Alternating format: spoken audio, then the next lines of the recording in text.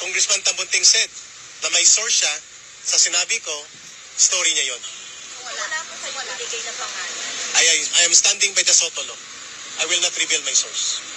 Yung ginawa ko pong sulat, ang aking paghingi ng kapatawaran sa komitiba ng Kongreso ay hindi dahil ako'y nagtanong ng maling datos, sapagkat ang pagtatanong mali man o tamang datos sa public expenditure sa karapatan ng mamamahayag at mamamayan. May source man o wala. That is very basic. At ang katungkulan na nasa pamahalaan at mga may kapangyarihan ay dapat maging transparent at accountable. Tama, di ba? So, ang need lang naman ng mga tao is transparency and accountability.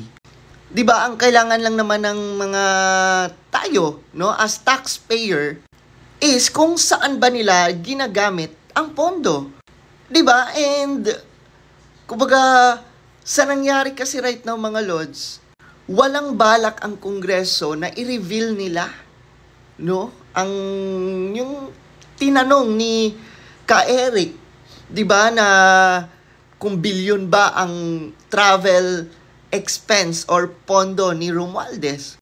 Di ba? Kasi instead sagutin nila, instead patunayan nila na accountable sila, transparent sila, di ba? Napaka-defensive ng aksyon nila. Yun yung problema. And actually, mga lords, touch move yung mga Kongreso dito eh. Talo sila eh. No? Matatalo talaga sila. Kasi as you see, di ba gusto naman talaga ng taong bayan is transparency. Opposition ka man, di ba, or pro ka man, di ba, yun yung sinisigaw natin eh, transparency. And yet, hindi maibigay ng Kongreso or ng ibang kongresista.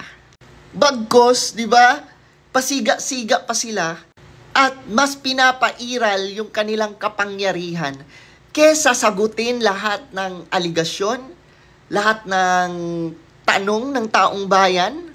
Kaya mga lords, very wrong talaga ang ginawa ng Kongreso kila Badoy at Celis. And sabi ng mga kongresista, nagsabi na daw sila Ka-Eric kung sino ang source. Pero clearly na narinig natin kay Ka-Eric, wala siyang sinabi. Ano yun? Di ba? Di ba? Napakagrabe.